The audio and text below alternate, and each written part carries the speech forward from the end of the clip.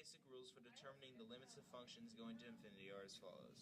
When c and L are real numbers, and f and g are functions, and the limit of f of x equal to infinity when x is going to c, and the limit of g of x is equal to L when the x is going to c. The first rule states that the limit of f of x plus or minus g of x as x goes to c is infinity. The second rule is the product rule, and it states that the limit as x goes to c of f of x times g of x is infinity as long as L, which is the limit of g of x, is greater than 0.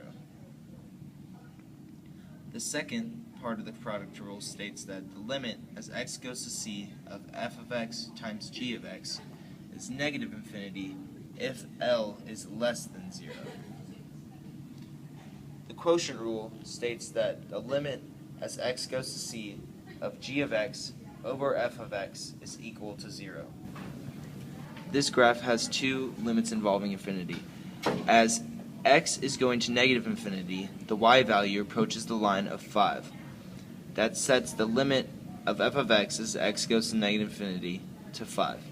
On the bottom, you can see that the limit of f of x, as it goes to the right, as it goes to positive infinity, it approaches the line negative 5, setting the limit of f of x as x goes to infinity to negative 5. Teaching you how to determine horizontal asymptotes of a function. So if the numerator equals denominator in the powers, as you can see here, x to the third over 3x to the third, you just look at those leading coefficients, which in this case is 1 on the top over 3, and that is your horizontal asymptote, so it's y equals 1/3.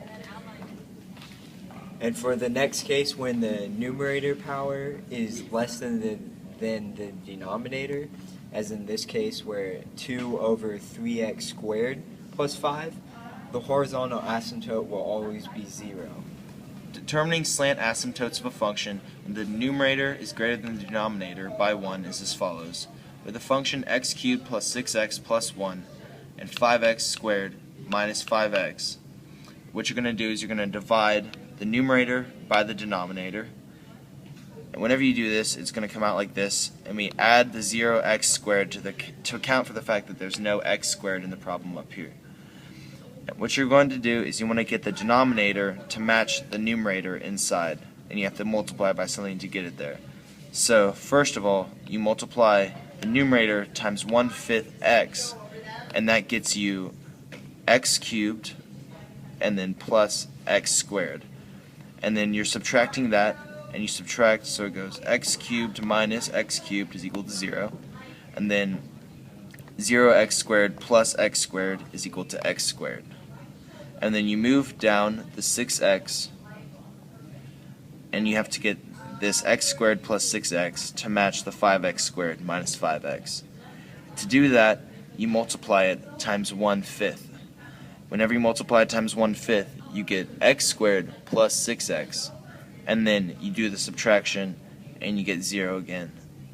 That sets the slant asymptote to be y equals 1/5 x plus 1/5.